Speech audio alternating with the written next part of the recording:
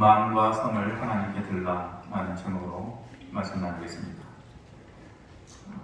기록적인 폭우가 서울 일대를 내리쳤죠. 그래서 정말로 많은 사람들에게 피해를 주고 자연 앞에서 한없이 작아지는 인간의 모습을 또 볼 수가 있었습니다.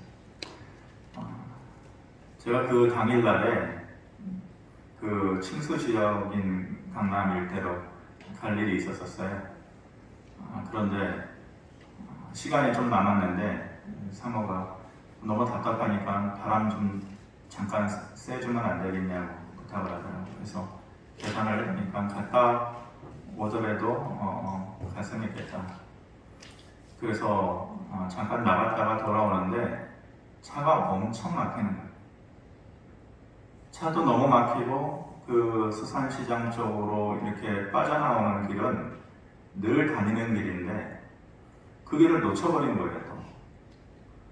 그래서 시간이 예상한 시간보다도 2배가 더 걸렸죠. 그래서 집에 돌아와 보니까 안 되겠다. 이미 시간이 넘어버려가지고 못 가겠다 싶어서 포기하고 집에 있었는데 저녁 때 뉴스를 보니까 버스도 물에 잠기고 일반 차량은 말할 것도 없이 막 그림에 나오잖아요. 근데 앞에서 그림 보듯이 저기가 딱 제가 지나가는 길이에요. 저녁 때 저 길을 지나왔으면은 그 역삼 일대에서 강남역으로 내려와서 서초 방배로 내려오는 그 저지대 지역인데 아마 뉴스에 나왔을 수도 있겠네요. 예. 그래서 아이고 한편으로는 늦어서 못 간 게 다행이다 싶은 생각도 들었는데 신림동 일대에 많은 피해가 있었고 또 반지하 그 집에 사는 발달장애를 가진 가족들이 또 참변을 당하는 그런 일들이 있었습니다. 반지하는 우리들의 삶의 모습이죠. 반지하 안 살아본 사람 계시다면은 복 받은 분들일 것이고 서민들의 고달픈 삶 이것이 인생이다라는 것을 한편으로 보여준 그런 거를 많이 생각하는 한 주간의 시간이 아니었나 싶습니다. 오른쪽 그림에 보면은 강남 일대에 그 버스가 잠길 정도의 높이 침수가 되었는데 왼쪽으로 보면은 방화벽이 아니라 불이 나면은 방화벽이 불을 찾아내주는데 물이 강남 지역에 워낙 자주 범람을 하니까 지대가 낮은 빌딩은 법적으로 방수벽을 저렇게 제가 앞에 가봤어요. 근데 실제로 저게 되어 있더라고요. 법적으로 방수벽을 쳐놔야 되는데 그러니까 저렇게 차들은 침수가 되고 흘러가는데도 앞에 방수벽이 딱 쳐 있으니까 그 건물은 침수가 되지 않는 것이죠. 그래서 수십 대의 지하에 있는 차량들을 다 보호할 수 있었다. 그래서 저 빌딩이 방수벽을 쳐놓은 빌딩이 이번에 아주 유명해졌어요.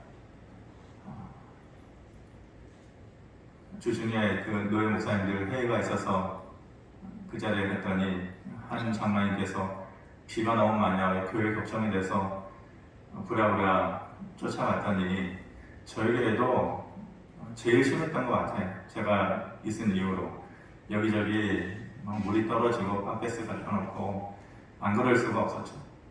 닦고 밤새 또 받고 버리고 이랬는데 걱정이 돼서 교회를 갔더니 교회에 올라가는 계단이 있는데 마지막 계단 하나 놓고 다 잠겼다는 거예요. 그 옆에 교회도 다 잠기고 앞에 교회도 잠기고 앞에 교회는 큰 이단 교회가 있는데 잠겼다고 그러더라고요.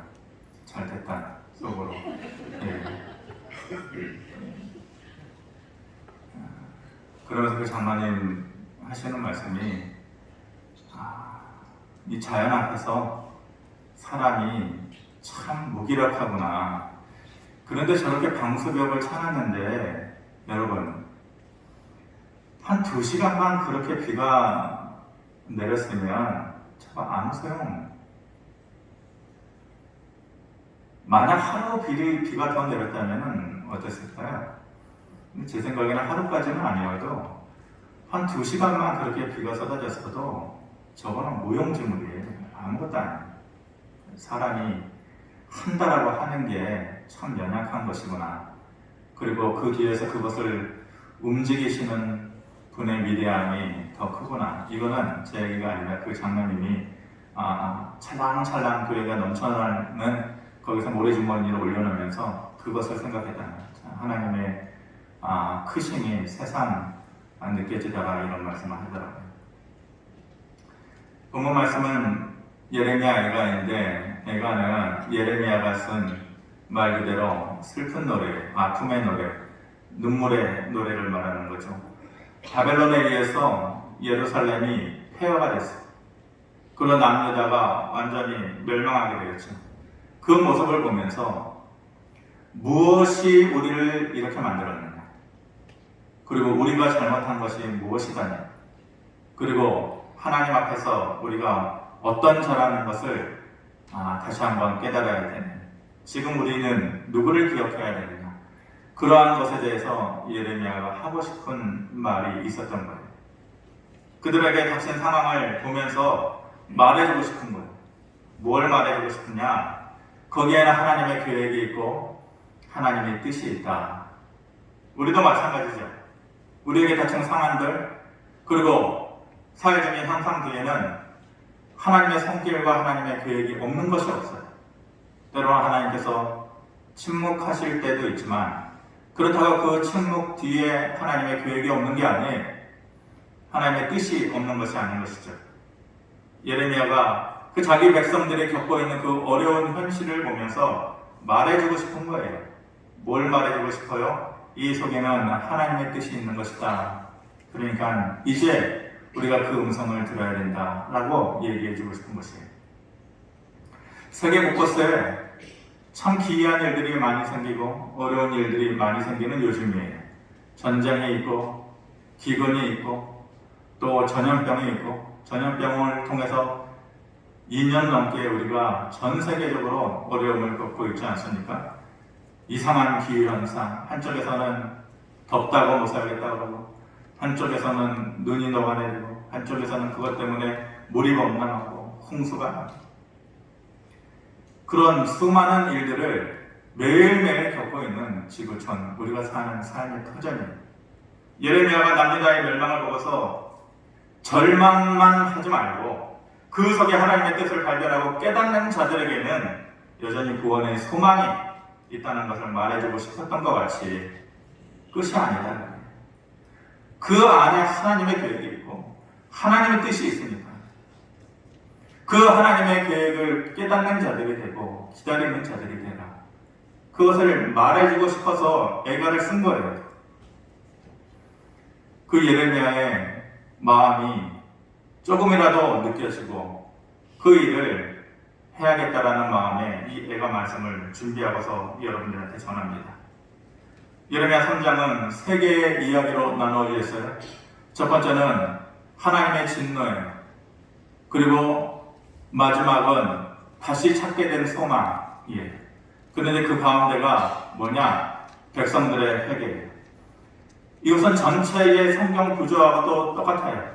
하나님의 진노가 있었지만은 결말은 뭐냐? 다시 찾게 된 소망으로 끝나는 것이 성경 말씀이에요. 그리고 하나님의 큰 계획이고 뜻이에요. 그런데 사람들은 하나님의 진노에 두려워하고 떨고, 그러면서 마지막에 우리에게 다가올 다시 찾게 된 소망에만 관심이 있지, 그 중간에 필수적으로 포함되어져야 하는 3가지의 스토리 중에서 그 중간 이야기는 간과하고 잊어버린다는, 그게 뭐예요? 백성들의 회개예요. 즉, 우리가 다시 삶의 소망을 찾기 위해서는 반드시 하나님께 돌아감이 있어야 된다. 그 이름 앞에 다시 한번 회개함이 있어야 된다. 그것이 빠져버리면은 다시 찾게 되는 소망의 이야기도 사라져버리는 거죠. 19절, 20절에 이렇게 말씀합니다. 내 고초와 재난 곧 쑥과 담즙을 기억하소서. 내 마음이 그것을 기억하고 내가 낙심이 된다. 이렇게 우리 인생살이를 말하는 쑥과 담즙을 기억하소서. 고달픈 인생이죠. 눈뜨기가 버거운 인생이고 하루의 삶이 커다란 추를 달고 산 것과 같은 그런 현실 가운데 우리가 사는 것 아니겠어요? 그것이 바로 쑥과 담즙을 맛보면서 사는 그러한 삶인 것이죠. 그래서 내가 낙심이 돼요. 그러한 일들 때문에 절망하고 포기하고 싶어요. 그런데 21절, 22절에 보니까 오히려 나의 소망의 벽 싸움은 여호와의 인자와 긍휼이 무궁하심으로 우리가 진멸되지 아니하였기 때문이다. 이렇게 말씀합니다. 그것이 소망이 됨은 주의 긍휼이 나를 진멸하지 않게 하심을 알기 때문이다. 진멸하다라는 게 뭐예요? 완전히 사라져버리는 것. 완전히 넘어진 상태. 그래서 더 이상 희망할 것이 없는 상황. 그런 상태가 진멸되다라는 것입니다. 하나님은 한 번도 자기 백성을 진멸시킨 적이 없으세요. 성경 처음부터 끝까지 이방 나라에 대해서는 그들을 진멸하시지만 자기 백성을 완전히 넘어지도록 완전히 사라지도록 해본 적이 없어요.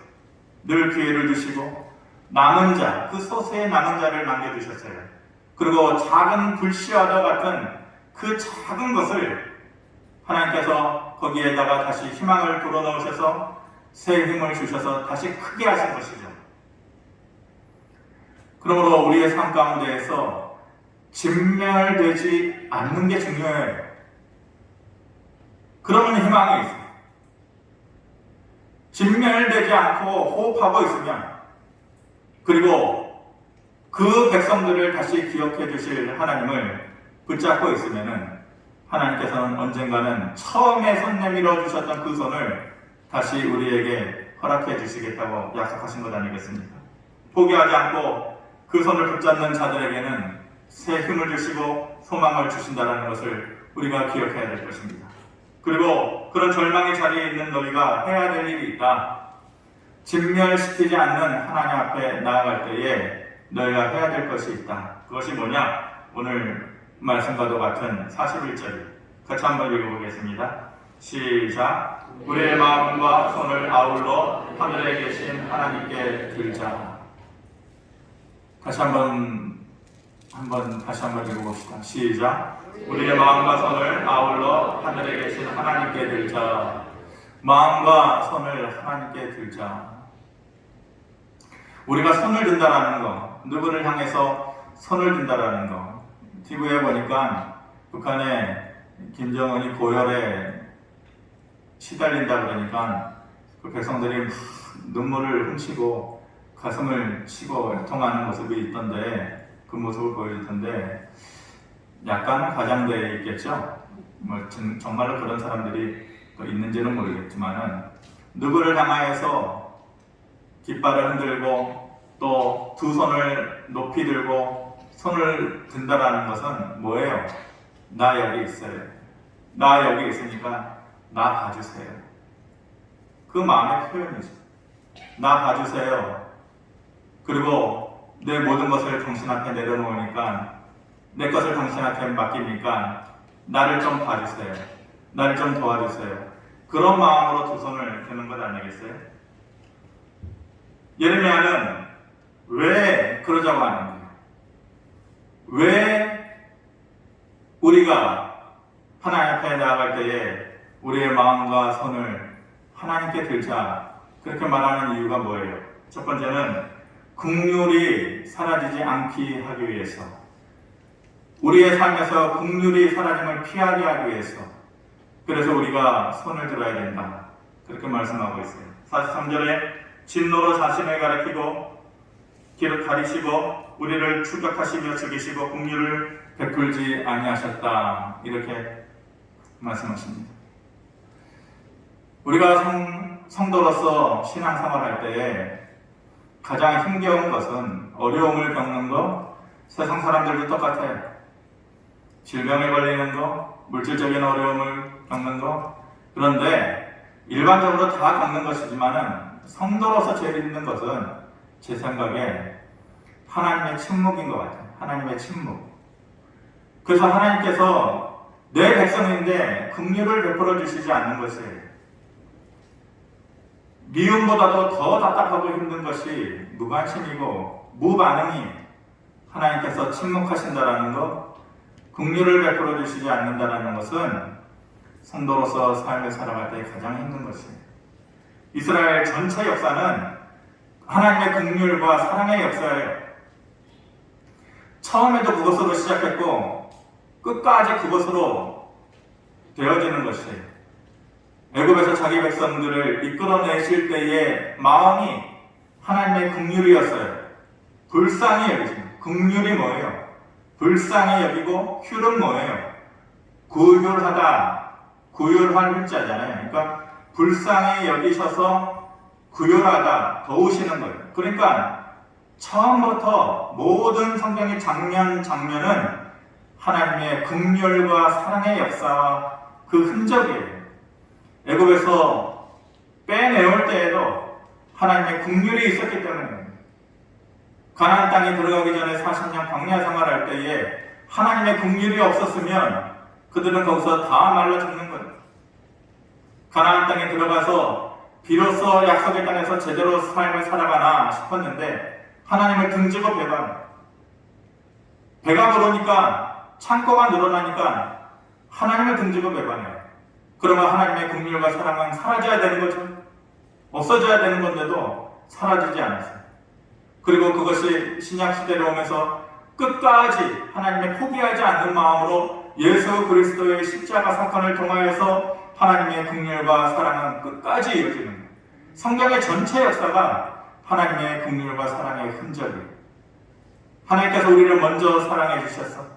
그리고 먼저 손 내밀어 주신 거예요. 어린아이와 같은 우리들이라, 전쟁을 할 수 없는 우리들이, 살아갈 힘을 얻지 못하는 우리들이에요. 그런데 그 미약한 존재에 하나님의 긍휼을 주신 거예요. 불쌍히 여기시고 때마다 도우심으로 살아갈 수가 있었어요. 그래서 이스라엘의 역사가 지금까지 올 수 있었고, 영적인 이스라엘 백성으로 살아가는 우리의 삶이 지켜질 수 있었던 것이에요. 우리가 하나님의 긍휼과 사랑이 있어야만 살아가는 인생이라는 것을 잊으면 안 돼요. 처음부터 끝까지 하나님의 마음이 그것인데 그것을 잊으면 우리의 정체성은 사라져버리는 것이에요. 우리의 삶은 배터리와 같아요. 전기차들이 많이 나오죠. 2025년 이후부터는, 빠르게는 그때부터는 이제 휘발유나 경유차로 다니는 차들은 일부에서는 또 금지되고 나오지 않는다고 얘기하는데, 아마 5년, 10년 안에 금방 전기차 시대가 오겠죠. 전기차는 당연히 배터리로 움직여요. 배터리 전쟁이다 이렇게 얘기해요. 앞으로 어떤 자동차 회사가, 어떤 배터리 회사가 얼마나 내구성이 좋은 배터리를 만들어내느냐, 작으면서 더 힘을 발휘할 수 있는, 그리고 오래 갈 수 있는 그런 배터리를 만드느냐가 이제 전 세계의 경제를 좌지우지하는 키워드가 될 것이다 이렇게 얘기해요. 그런데 아무리 좋은 배터리를 만들어도 우리나라의 큰 두 회사가 그 배터리에 세계적인 선두주자 아니에요? 중국하고 우리나라가 1, 2, 3위를 다투고 있는데, 아무리 좋은 배터리를 만들어도 완벽한 배터리는 없죠. 한번 충전해서 끝까지 가나요? 아니에요. 그 배터리는 약해지면 다시 재충전을 해야 돼요. 그래서 그것을 리차지 한다고 해요. 리차지. 차지는 충전하는데 다시 충전해요. 다시 충전해서 써야 되고 다시 충전해서 써야 돼요. 우리 인생이 그래요. 하나님 앞에서의 우리 인생이 리차지 되어야 돼요. 뭘로 리차지 되어져야 되느냐? 하나님의 긍휼과 사랑의 리차지가 없으면 우리는 폐 배터리가 돼요. 하나님의 불쌍히 여기심과 때마다 도우시는 그 손길에 리차지가 없으면 우리의 인생은 폐 배터리가 같아요. 그러므로 다시 긍휼을 베풀어 달라고 너희의 마음과 손을 여호와 앞에 들어라 이렇게 얘기합니다. 두 번째로 기도가 상달되지 않음을 피하기 위해서 하나님 앞에서 우리의 기도가 상달되지 못하는 삶이 된다는 것, 그 인생이 되지 않기 위해서 너희의 마음과 손을 들라 이렇게 말씀하십니다. 44절에 주께서 그러므로 자신을 가리사 기도가 상달되지 못하게 하시고, 듣지 않으시는 하나님이라. 기도가 상달되지 않는다는 것은 내가 너의 부르짖음을 듣지 않겠다, 너의 기도를 듣지 않겠다 이렇게 얘기합니다. 지난번에 이수역 쪽으로 갈 일이 있었는데, 이수역을 통과하는 그 사거리가 있지 않습니까? 사거리에서 자동차 대기 신호에 걸려서 기다리고 있는데, 그 오른편에 사당역 방면으로 이제 대기 중에 있는데 애가 우는 소리가 들려서 저뿐만이 아니라 다 쳐다봤겠죠. 다 쳐다봤는데 한 3살, 4살 이만한 어린아이, 땅바닥에 엉덩이를 깔고 고래고래 소리를 지르면서 우는데 엄마가 옆에 서 있었어요. 근데 이제 우리가 기대하는 엄마의 모습은 이제 일어나, 알았어, 해줄게, 일어나. 보통 그런데 엄마가 가만히 보고 있더라고요. 이렇게 내려다보고 있더라고요. 한마디 안 하고 내려다보고 있더라고요. 그러니까 애는 답답해서 자기가 뭐가 원하는 게 있어서, 아니면은 뭔가 마음에 안 드는 게 있어서 그런지는 모르겠지만은 고래고래 소리를 지르고 정말로 우리가 목청이 터지듯이 그렇게 울고 있는데 쳐다보는 거예요.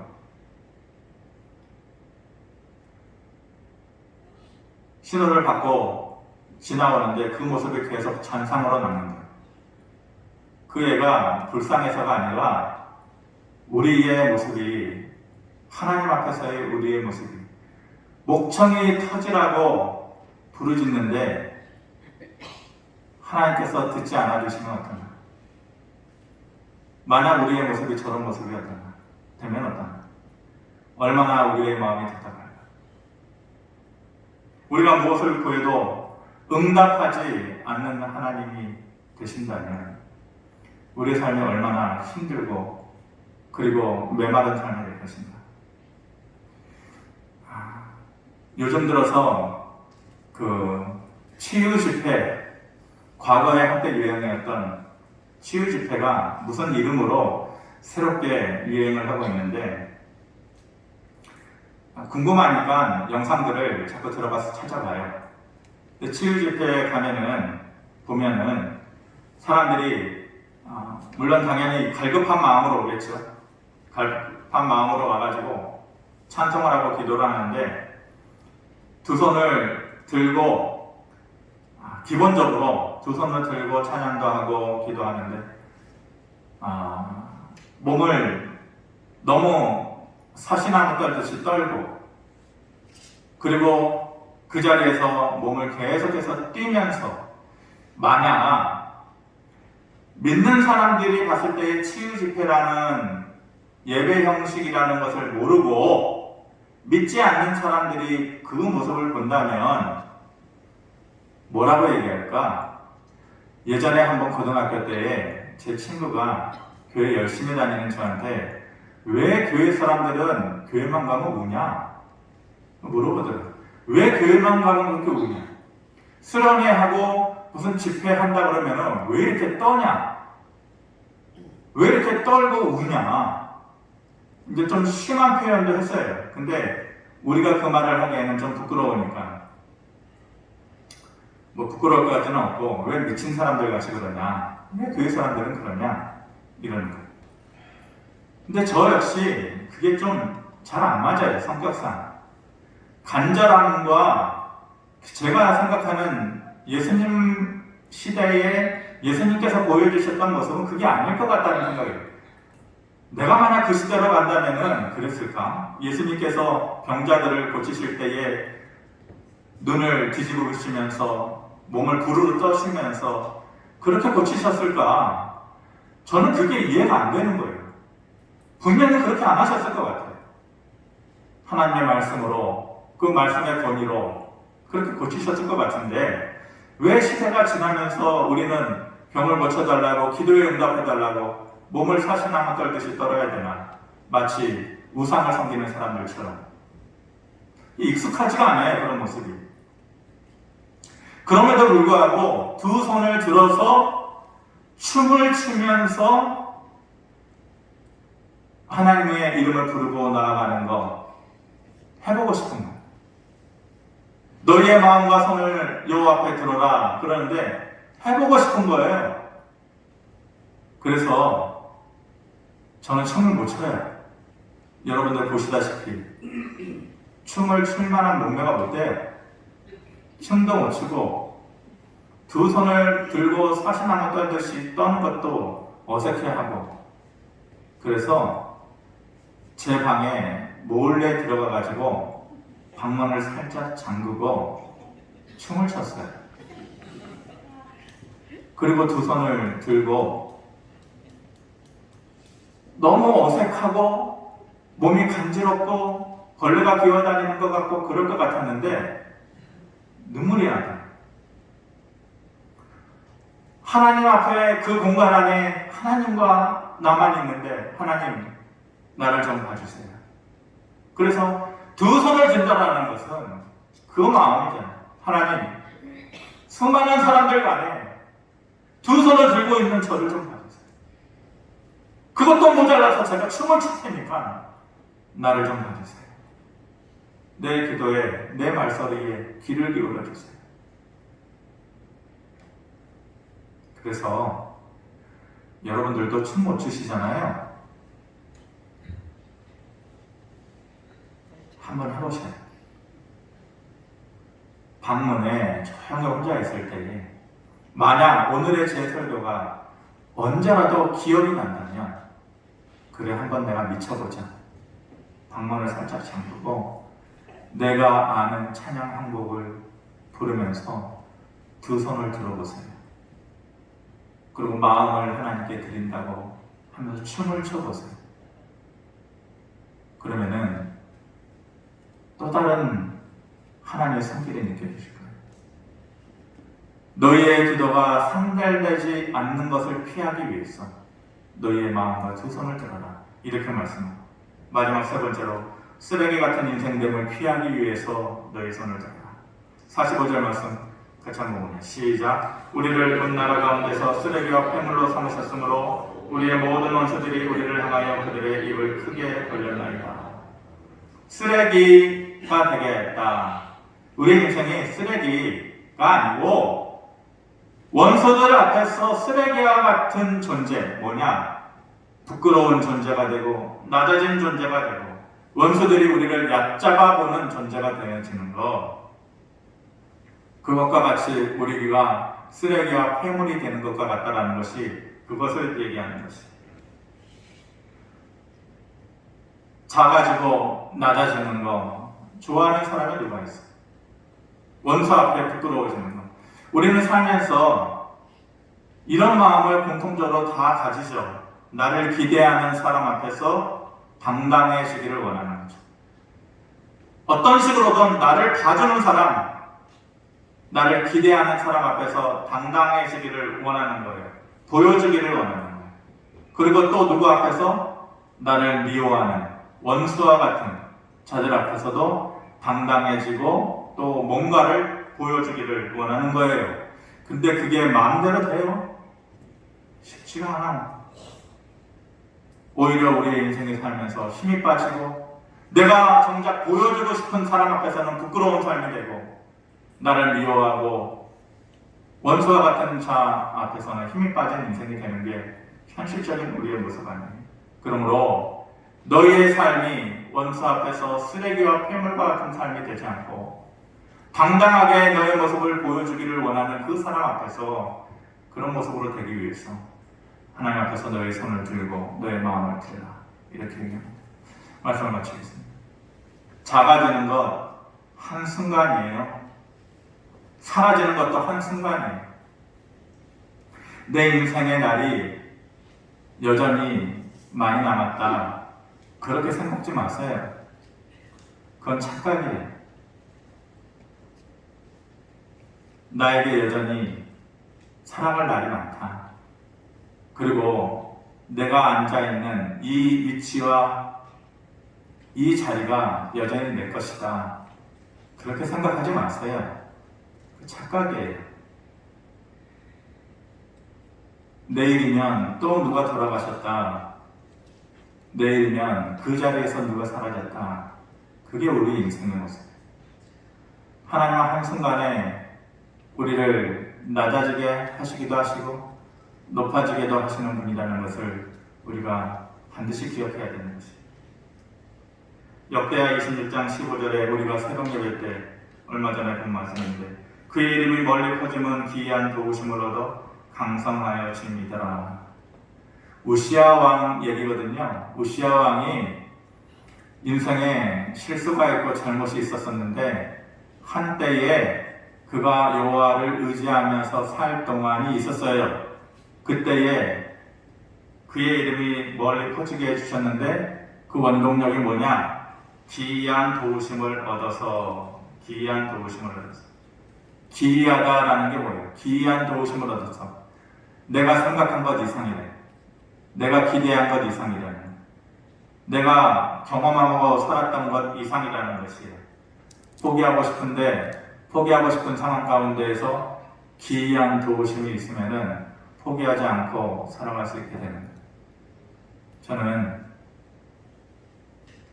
저와 여러분들이 이 여호와의 기이한 도우심을 순간마다 얻게 되기를 바랍니다. 그러기 위해서는 우리의 마음과 손을 하나님께 들어야 돼요. 그래야지 그 기회가 오고 그 은혜가 있는 것이에요. 한 주간의 삶 가운데서 내 방 안에서 몰래 드는 내 손, 내 마음이 있기를 바랍니다. 고마우신 아버지 하나님, 하나님의 기이한 도우심이 우리에게 있어야만 살아가는 인생인데, 하나님의 긍휼과 사랑이 있어야만 살아가는 인생인데 우리가 점점 더 멀어져만 가는 것 아닌지 아버지 하나님, 우리의 삶을 돌아보시고 다시 한번 긍휼과 사랑을 베풀어 주시기를 원합니다. 우리의 마음이 가난해져서 하나님 앞에서 두 손을 들고 마음을 드리는 삶을 살 수 있도록 우리의 삶을 인도하여 주시옵소서. 예수님의 이름으로 기도합니다. 아멘.